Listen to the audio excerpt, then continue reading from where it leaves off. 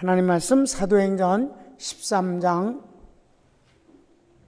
오늘 42절부터 52절까지 보시겠는데, 이 내용은 사도 바울이 이제 비로소 14년 동안의 기도와 그리고 하나님의 계시를 받는 것과 여러 가지로 준비가 맞춰진 후 수리아 안디옥 교회에 바나바에 의해서 이제 함께 교육자 노릇을 하고 복음을 전하는 사람 되었다가 하나님이 두 사람 바울과 바나바를 불러서 다시 안수함으로 선교사의 사명을 허락해 주셨고, 출발해서 처음엔 구브로 섬에서 복음을 전하여 거기에 부정적인 인물과 긍정적인 인물의 두 역사가 있었는데, 총독이 예수님을 믿게 됐고, 그리고 총독 옆에서 지금까지 영향을 미쳤던 박수무당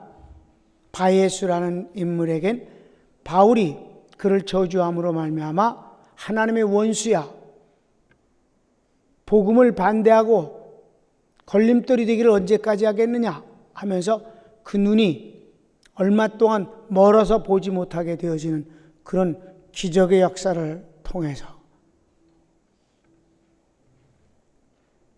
이제 그 구브로 섬을 떠나서 갈라디아적 남쪽 지역을 지나 비시디아 안디옥이라는 곳에 도착해서 성경인 첫 번째 바울의 설교를 소개하고 있었습니다. 지난 시간에 봤습니다. 제가 여러분에게 첫 번째 설교를 한번 자세히 보자. 그런데 그냥 읽으면 참으로 재미가 별로 없다. 결과적인 내용이 뭔데? 그러므로 형제들아, 너희가 할 것은 이 사람을 힘입어, 이 사람 예수님을 힘입어 죄사함을 너에게 전하는 것이다 라고 하고, 다른 것으로는 절대 안 된다. 모세의 율법으로 너희가 의롭다 하심을 얻지 못하던 모든 일에도 이 사람을 예수님을 힘입어서는 믿는 자마다 의롭다 하심을 얻은 이것이다. 이게 바로 그의 설교의 결론이에요. 예수님은 부활하셨다는 것. 재미가 없어요. 그래서 여러분, 첫 번째 바울의 설교를 저는 아주 의미 있게 현미경으로 들여다봤습니다. 마음의 현미경으로. 사도 바울의 설교는 어떨까? 이 위대한 하나님의 사람, 낙원까지 전부 본 사람, 하나님이 앞으로 하실 일들을 다 미리 내다본 선지자로서의 그의 설교는 얼마나 영감과 내용이 멋지고 풍부할까? 그래서 지난 시간에 주일날 내가 여러분한테 이스트를 막 뿌렸잖아요. 빵처럼 부풀게. 오늘 한번 사도 바울이 우리 교회 와서 설교하시면 어떨 것인가? 아주 좋다고 그랬어요. 한번 봅시다. 아주 재미가 거시기하다 이 말이에요. 그래서 여러분, 내가 손녀 얘기를 했잖아요. 옛날 얘기 해달라고. 성경 얘기하면 재미없어 하고. 옛날 얘기 끝나고 나면 하나 더 해달라 해서 안 된다 그럼 재밌는 말 해줘. 재미있게 해달라고 그러고.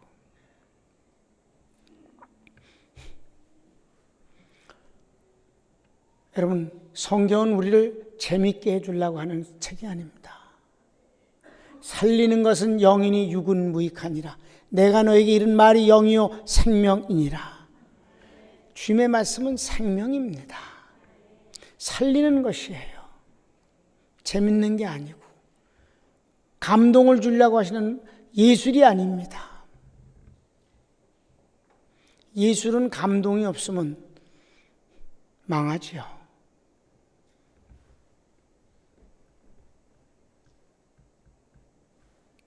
복음은 사람을 살리는 것이다.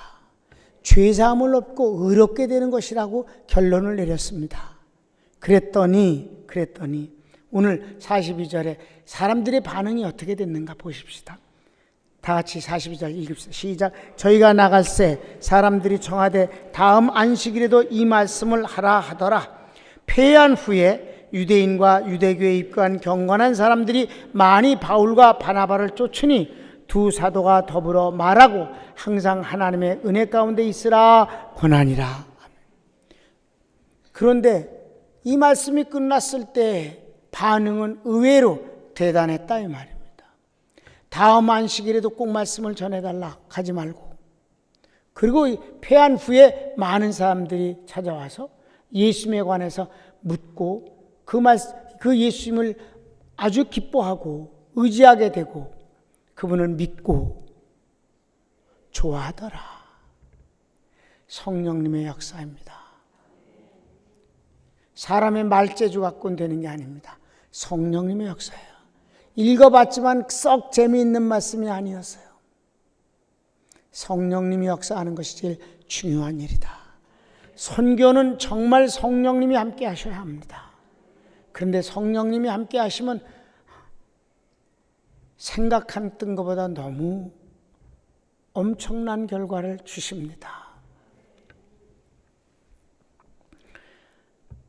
44절부터 다음 안식일에 어떤 일이 있었을까요? 다시 보시겠습니다. 시작.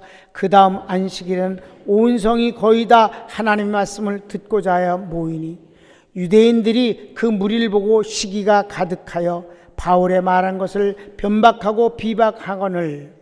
45절까지만 보겠습니다. 그 다음 주에 한 주 사이에 소문이 그 성에 비시디 안디옥에 다 퍼졌다. 물론 그때 당시 문명이 조금은 단순하잖아요. 거리가 없었을 때 외부에서 온 사람이 예수라는 분을 하나님이 보내셨던데 그분을 통해서 우리의 죄가 없어진단다. 그리고 의로워진단다. 율법을 지키는 것이 아니라 행위가 아니라 그분을 믿음으로 의롭게 된다고 하고 하나님이 그렇게 해주신다는 것이고 그게 구원이란다. 이 내용 때문에 아주 많은 거의 다라고 그랬어요. 그 성에 거의 다 사람들이 모여왔다. 성령님 역사죠. 그랬더니 하나님의 역사에 대해서 아주 기분 나빠하는 무리들이 있었습니다. 바로 유대인들이었습니다. 원래 그 회당에서 모였던 유대인들, 이방인들이 좀 있었지만 적은 숫자였는데 이 거의 다 온 사람들은 유대인들이 아니에요. 다 이방인들입니다. 그들이 막 엄청나게 모인 것을 보고 유대인들이 뭘 했다고 그래요? 여기서 시기를 했다. 이제부터 시기라는 단어는 반복돼서 나올 것입니다. 여러분, 이 시기라는 단어가 참 나쁜 단어예요. 이거는 하나님의 속성에서 나온 게 아니라 마귀 속성에서 나온 것임을 아시기 바랍니다. 여기서 여러분에게 혼란이 오지 않도록 좀 분별력을 드리겠어요. 시기와 질투를 같이 쓰기에 많아요. 시기, 질투가 많다. 그런데 시기와 질투는 정말 다른 것입니다. 질투는 하나님이 하시는 겁니다. 왜 질투는 하나님도 하시느냐 하면 질투는 사랑을 빼앗기는 것과 사랑을 나누기 싫어하는 데서 오는 것입니다. 사랑은 독점하고 싶어 해요. 시기는 남 잘 되는 게 싫어서 나오는 마음입니다. 하나님은 우리가 잘 되는 것을 시기하는 분이 아니에요. 그러나 하나님은 우리가 다른 신을 섬기거나 그러면 배신감과 질투를 느끼게 되는 것입니다. 여러분이 사랑하는 사람이 그 마음을 다른 곳에 주면 여러분 질투하게 돼 있어요. 속상해합니다. 배신감을 느끼는 겁니다. 시기심은 잘 되는 그 자체가 나하고 아무 상관없는데도 불구하고 기분 나쁜 거고 싫은 거예요. 망했다고 그러면 무언지 기분이 좋아지는 것, 이것도 그 시기심에 연결되어진 곧 죄악의 속성에서 나오는 마음입니다. 이건 마귀에게서 나오는 것이에요. 난 여러분에게서 시기심이 없기를 바랍니다.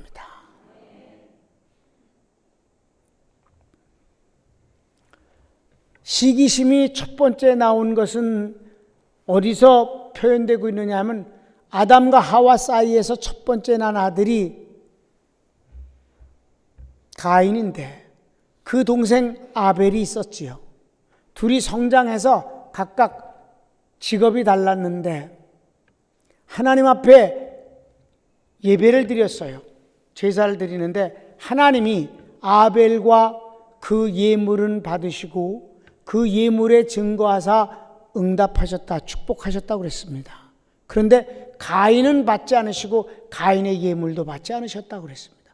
왜 그러냐? 히브리서를 보면 아벨은 가인보다 믿음으로 더 나은 제사를 드렸다 하였습니다. 믿음으로 드렸기 때문이며 가인은 믿음 없이 그냥 자기가 그 형식을 갖고 했을 뿐이에요. 자기를 드러내면서. 자기가 중심이에요. 예배는 주님이 주인공입니다.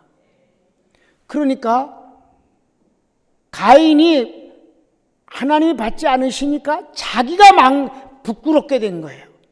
아벨이 받은 것을 보고 부러워해야 되는데, 그리고 자기는 자기를 돌아보고 다음엔 나도 하나님이 기뻐 바르시게 해야지, 하나님이 주인공이 되어야 되는데, 자기가 거절당했다는 자기가 주인공이니까 여기서 시기심이 발동되어 갖고, 그것도 어느 정도냐 하면 견디질 못하고 죽여버리고 싶은 거예요.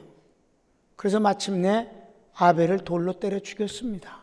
죽인 뒤에는 시기심의 100배나 되는 두려움과 처참함에 저가 떨어야만 했고, 그래서 그는 마침내 집을 나가서 방황하는 자가 돼서, 왜? 그는 농사를 지었었는데 씨를 뿌려도 땅이 발아하질 않아요. 그래서 천하를 돌아다니면서 뺏고 얻어먹었습니다. 거지의 제1호가 가인이며 그가 곧 살인의 1호입니다. 그의 살인 행위는 시기심 때문이었다고 기록하고 있습니다. 그런데 이 시기심은 하나님의 마음이 아니라 마귀로부터 오는 속성이에요. 그래서 성경은 말씀하고 있습니다. 가인같이 하지 말라. 가인은 악한 자 마귀에게 속하여 그 동생 아벨을 쳐 죽였느니라. 가인같이 하지 말라. 가인은 마귀에게 속했기 때문이다. 시기는 마귀의 마음이에요.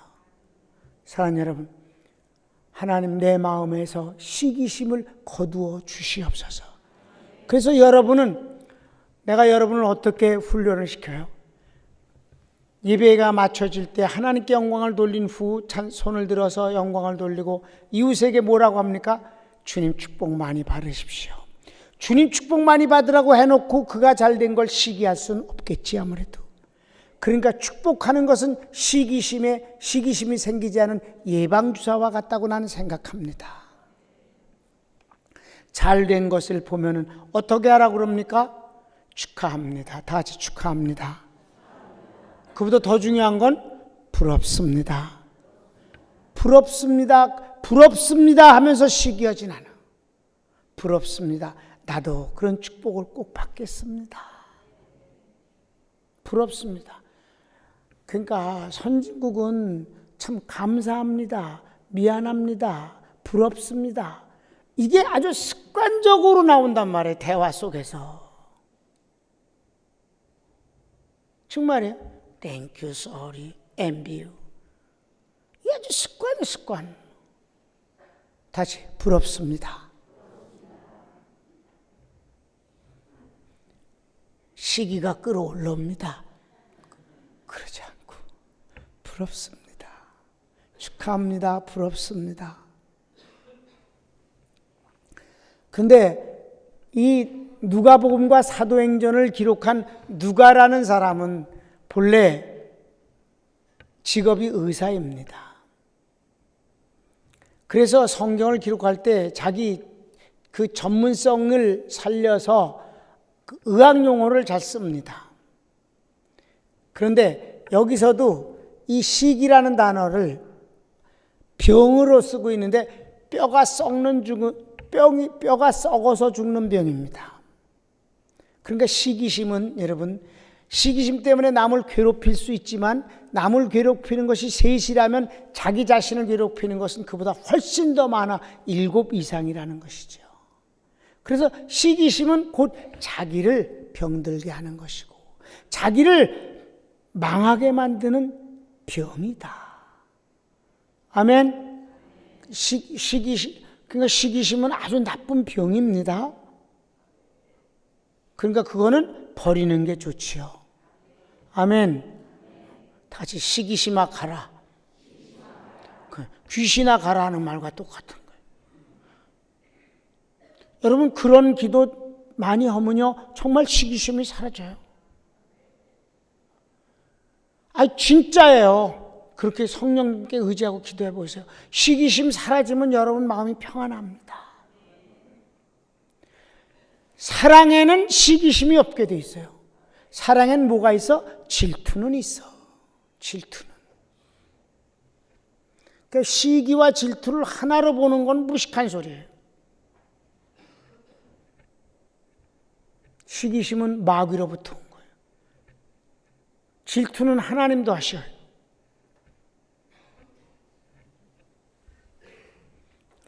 이 유대인들은 언제나 시기를 했어요. 왜? 자기들이 열심히 할 때는 이방인들이 안 오더니 이게 뭐야? 두 주 오니까 거의 다 사람들이 몰려오니까 감사하다고 그래야 할 거 아니야? 같이 도울 일이 없느냐고 그러고 얼마나 신나? 근데 그 자체를 시기했어요. 여러분 바리새인들이 예수님을 시기해서 죽이는 거예요. 시기심이 얼마나 무서우냐? 살인성이다. 죽여버리고 싶은 거예요.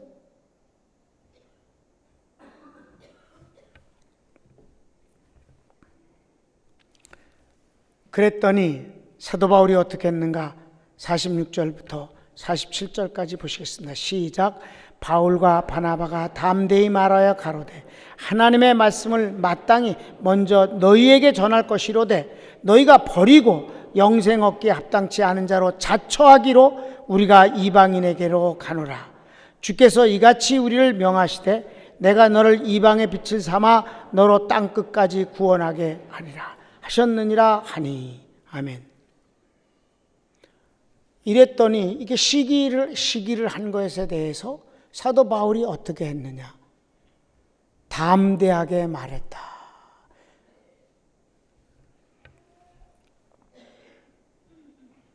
두려워할 게 없다는 거예요. 복음을 전하는데 성경엔 언제나 나를 위하여 기도할 것을 복음을 담대히 전하게 하소서 하라. 바울이 기도를 부탁할 때마다 복음을 담대히 전하게 하라. 자기 배짱으로 하라는 말이 아니에요. 성령에 의해서 진리를 과장되게 할 것도 없어요. 진리를 진리대로 전하라. 빼지도 말고 더하지도 말고 박수를 친다고 해서 더할 것도 없고 시기하고 욕한다고 해서 뺄 것도 없고 담대히 그대로 전한다.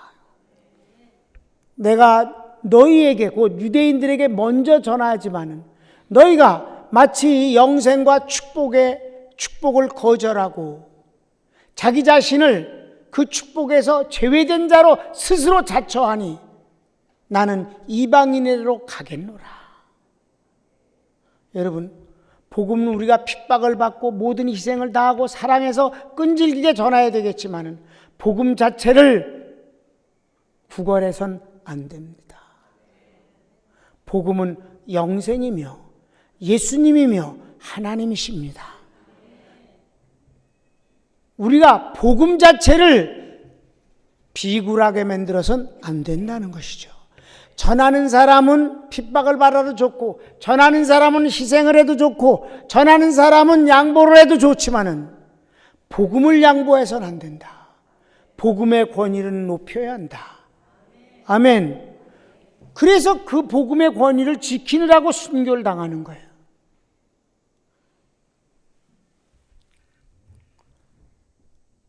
아주 중요한 거예요. 이방인에게 가고노라 그랬어요. 그런데 여러분 다음에 이고니온에 가서 또 유대인 회당으로 가잖아요. 이고니에서는 유대인들이 깡패를 동원합니다. 내쫓겼습니다. 루스드라에 갔더니 이고니에서 보낸 깡패가 쫓아와서 돌로 때려 죽였습니다. 바울. 그래도 또 더베에 가서 또 유대인 회당을 또 찾아갑니다. 바울이 머리 나쁜 겁니까?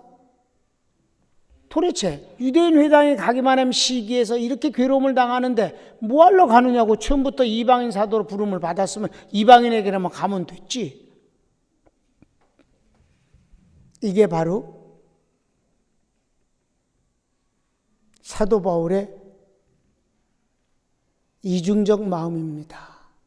이중적이란 말은 위선이란 뜻이 아니라 사명은 이방인의 영혼을 구원하는 것이 사명이지만 그 속에 깊이 있는 같은 민족에 대한 사랑과 그들을 포기할 수 없는 끈질긴 마음 때문입니다. 그렇지만 아무리 자기 민족을 사랑한다 손 치더라도 복음을 타협까지 하면서 저희들의 입맛에 맞는 소리를 할 수는 없는 거지요.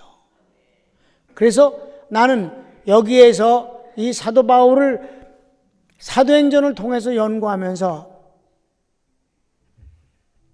비타협 포용의 원리라는 그런 용어를 설정을 했습니다. 사도 바울이 선교하면서 그건 아주 중요해서 제 일생 복음을 전하고 목회하고 선교를 하면서 이것은 대원칙입니다. 비타협 포용의 원리. 사도 바울이 복음을 전하는데 큰 문제는 세 가지였습니다. 첫째는 권력과의 갈등입니다. 권력. 사도 바울은 로마의 시민권자였어요. 그런데 이 세상 권력이 절대로 하나님 편에 서지 않습니다. 그러니까 갈등이 생기는 거죠. 예수님도 권력에 의해서, 로마 권력에 의해서 사형당하셨고 로마 시민권자인 사도 바울도 끝내는 이 로마 권력에 의해서 참수, 목이 잘려서 순교당했습니다. 그는 로마 시민권자로 있었지만 그 로마 시민권자로서 그래서 그것이 전 세계 이방인들에게 나가서 복음을 전하는 데 있어서 크게 유용했습니다. 그러나 그 시민권이라는 것을 수단으로 삼지는 않았습니다. 한 예를 들면 빌립보에 갔을 때 저가 귀신 들려 점하는 아이에게서 귀신을 쫓아내줬습니다. 그 아이가 정신 차려서 집에 갔습니다. 그랬더니 그 아이를 데리고 돈을 벌어먹던 주인 녀석이 더 이상 그 아이를 인해서 점을 쳐서 돈을 버는 것이 끝났으니까 화가 나서 뇌물을 주고 관원에게 바울을 벌 주라고 요구했습니다. 관원이 아무것도 조사 안 하고 무조건 잡아다 되게 두드러 패고 지하 감옥에다 쳐넣습니다.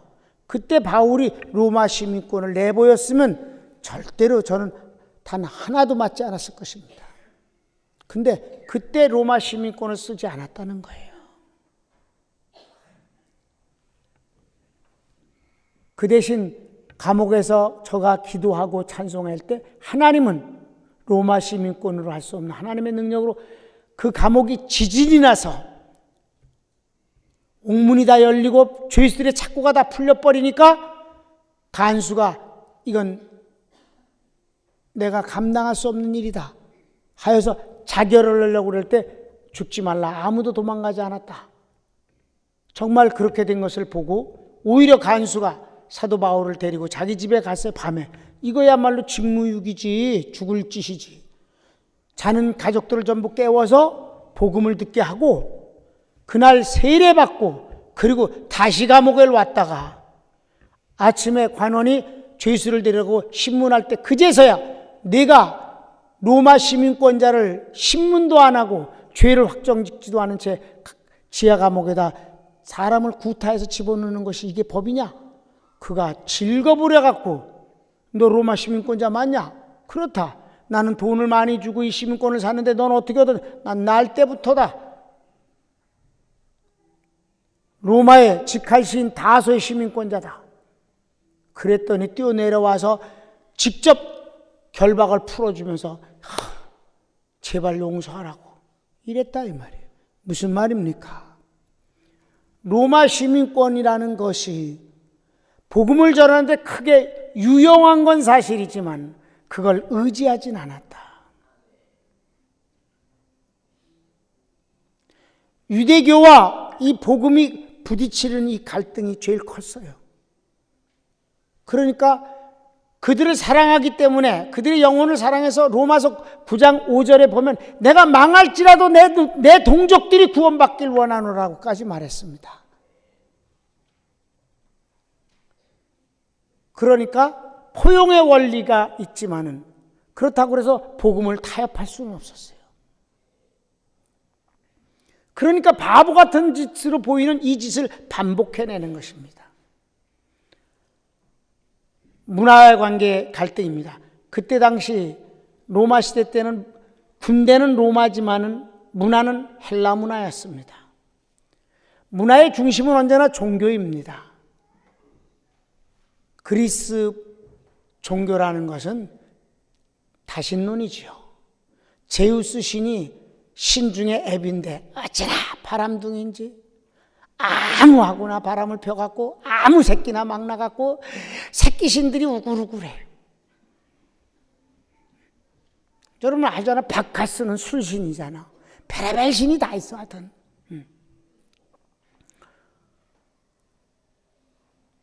그걸 또 대단한 것처럼 여겼었어요. 그런데 절대 헬라 문화를 배척하지 포용을 했지만 절대 타협하지 않았어요. 포용은 어디까지 갔을까요?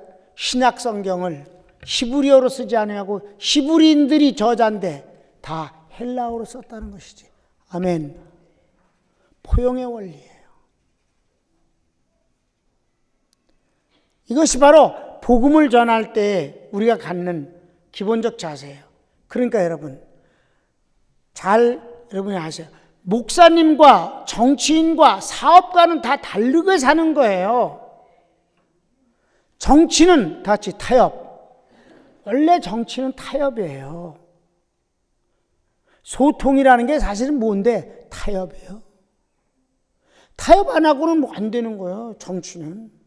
그래서 맨날 밀사가 왔다 갔다 하고 물밑 뭐 어쩌고 저쩌고 하는 게 타협이에요, 다. 사업은 어떻게 하는 거예요? 다 같이 흥정을 하는 거예요.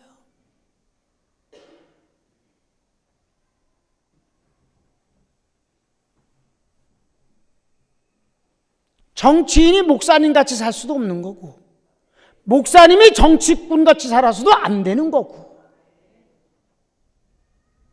신앙을 장사꾼 같이 해서도 안 되는 거고, 장사꾼이 신앙인으로서만 할 수는 없는 것이다. 아멘. 이거 남기지 않고 주는 거라. 거짓말이야. 거짓말.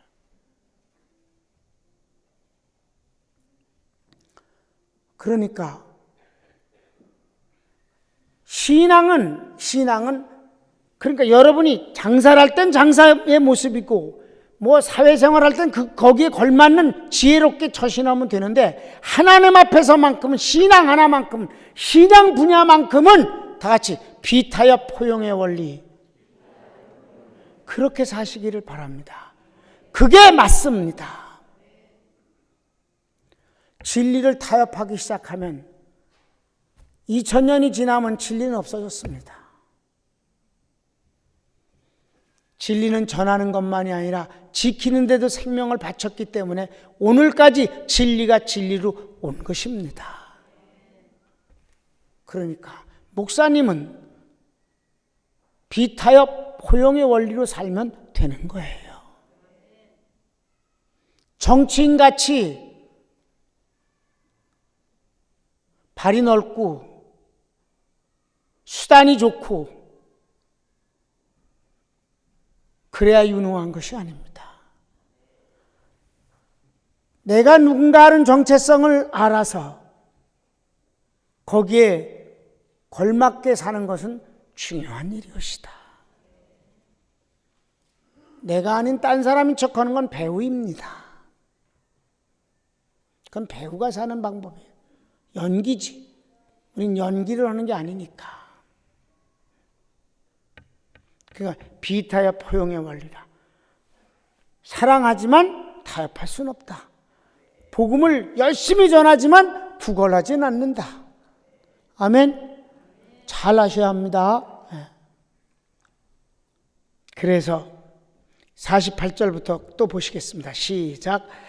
이방인들이 듣고 기뻐하여 하나님의 말씀을 찬송하며 영생을 주시기로 작정되는 나는 다 믿더라. 아멘.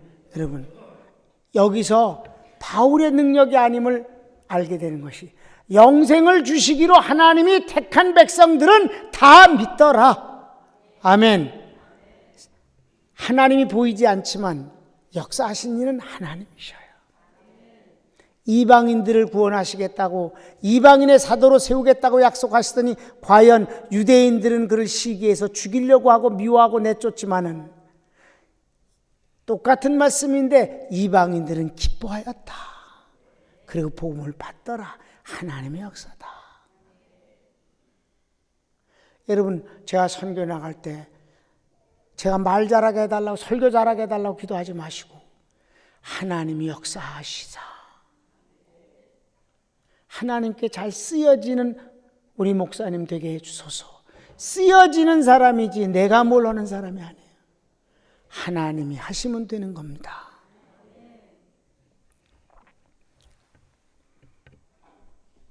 (49절) 다 같이 시작. 주의 말씀이 그 지방에 두루 퍼지니라.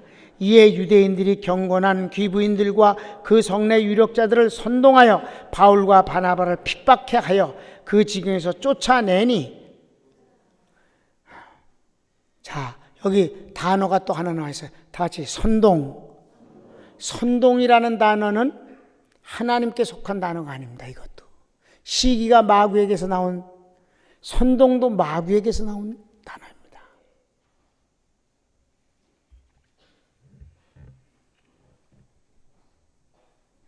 말씀을 듣고 기뻐하는 건 하나님의 역사입니다. 선동되어서 속는 것은 마귀의 역사입니다. 자기네들이 힘이 부족하니까, 숫자들이 많은 사람들이 와서 그러니까 누구를 이용했어요? 거기에 사회적 인사들, 힘을 가지고 있는 사람들을 찾아다니면서 선동했더니 그것들이 바보가 되어서 거기에 쏘가 넘어가니 마침내 그들의 힘에 의해서 바울은 쫓겨나더라. 쫓겨났다. 세상의 힘에 의해서 얼마든지 쫓겨나는 것입니다. 세상의 힘에 의해서 이북에서 믿는 사람들은 공개 총살당하기도 합니다.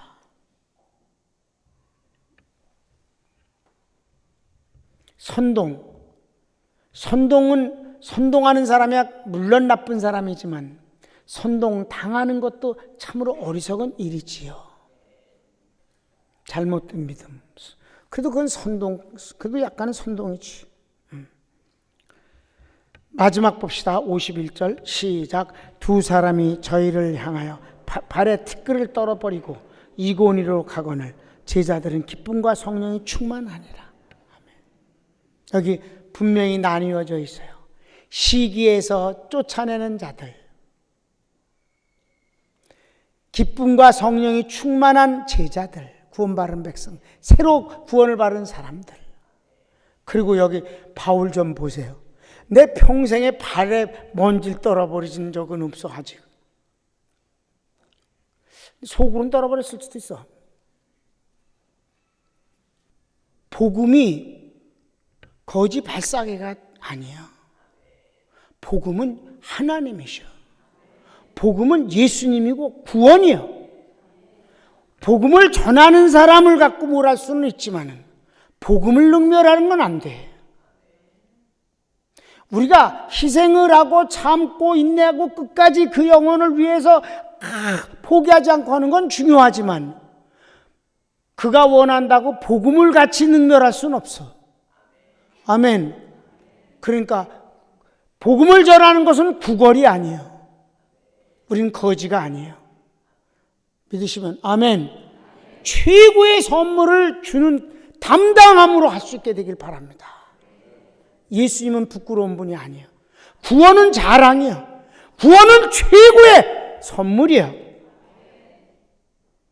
그러니까 그거를 능멸할 수는 없는 거지. 그래서 여기 사도 바울이 발에 먼지를 떠는데 이게 어디서 나온 거예요? 예수님이 시키신 거예요. 파송장이라는 마태복음 10장을 보면 우리 39년째 신년 축복 신방 때 마태복음 10장 12절 봤잖아요. 13절까지 보면 그렇게 나와요. 세 부류가 있다고 그랬어요. 주님이 너희들이 가서 어느 집에 가든지 그 집에 가서 평안함을 빌어라. 그 집 위에 합당하면, 첫째, 합당하면 너희 빈 평안이 그대로 임할 것이다. 임하게 하시는 이는 하나님이셔요. 주의 종은 축복의 기도만 하라는 거예요. 근데 이게 합당하다는 것이 뭘까? 그래서 우리 교회가 신년 축복 신방 때 기도의 제목을 자세히 적는단 말이에요. 그 안에 헌금을 집어넣는다 이 말이에요. 합당하게 위해서. 아멘. 그러면 그걸 축복을 하면 하나님이 응답을 주시는 거예요. 그 해에. 두 번째는 이런 거예요. 에이, 뭐, 안 그래도 돼요. 아니, 난 뭐 필요 없어요. 그리고 안 믿어. 덤비진 않고, 하나님을 능멸하진 않고, 그저 안 믿어. 그러면 합당치 아니하면 내빈 축복이 땅에 떨어지지 않는다. 상대방 때문에 부끄럽게 되지 않는다. 그 축복이 내게로 돌아올 것이니라. 땅에 떨어지지 않게 해주시겠다는 거예요. 세 번째, 받지도 않고 연병을 한다. 핍박으로 괴롭히고 능멸하고 그런다. 발의 먼지를 떨어버리라. 그 집의 나중 형편이 소돔 고모라보다 더하리라. 이건 저주와 심판입니다. 그러니까 목회를 하다 보면 뭐 그런 사람은 없으니까 아예 그런 사람을 처음부터 만나질 않잖아요. 선교의 현장은 아마 그런가 봐. 그렇게 방해하고 영향력 있는 사람을 선동을 해갖고 내쫓고 그러니까 이거는 원수의 역사잖아. 그러니까 발의 먼지를 털어버리고 간다. 이고니오로 간다. 그런데 하나님의 사람들은 기쁨과 성령으로 충만하더라. 쫓겨가는 것이 아니라 이거는. 오늘 여기까지 우리가 하나님 말씀 살펴봤는데 사랑하는 여러분, 중요한 거는 내가 어디에 속하느냐입니다. 어느 편에 있어야 되겠는가? 시기와 선동의 자리는 마귀의 자리다. 하나님은 사랑과 축복의 자리다.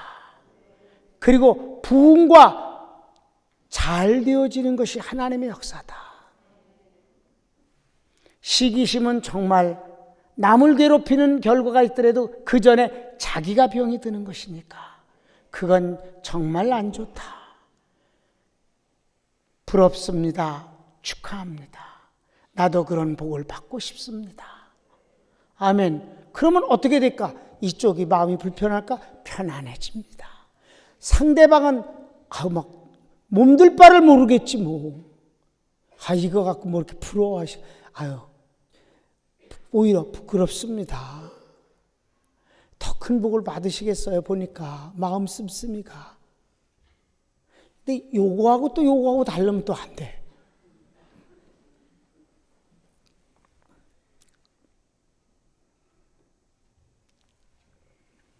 복음을 사랑하는 여러분, 다른 직업의 현장에서 여러분이 다 지혜롭게 처신하십시오. 신앙만큼은 비타협 포용입니다.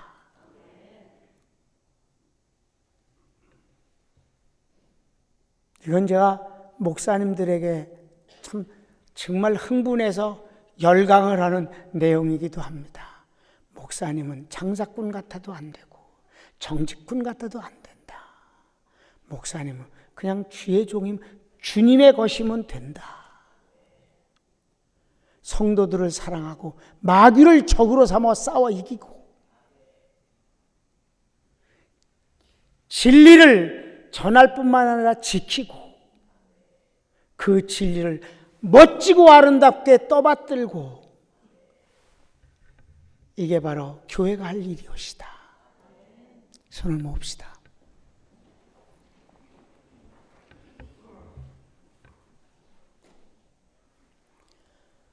나의 사랑하는 우리 평강교회 성도 여러분들이여, 하나님이 여러분에게 지혜와 신앙을 주시기를 원합니다. 그래서 주님이 말씀하셨어요. 내가 너희를 세상에 보내는 것이 마치 양을 이리 가운데 보내는 것 같으니 너희는 뱀같이 지혜롭고 비둘기같이 순결하라.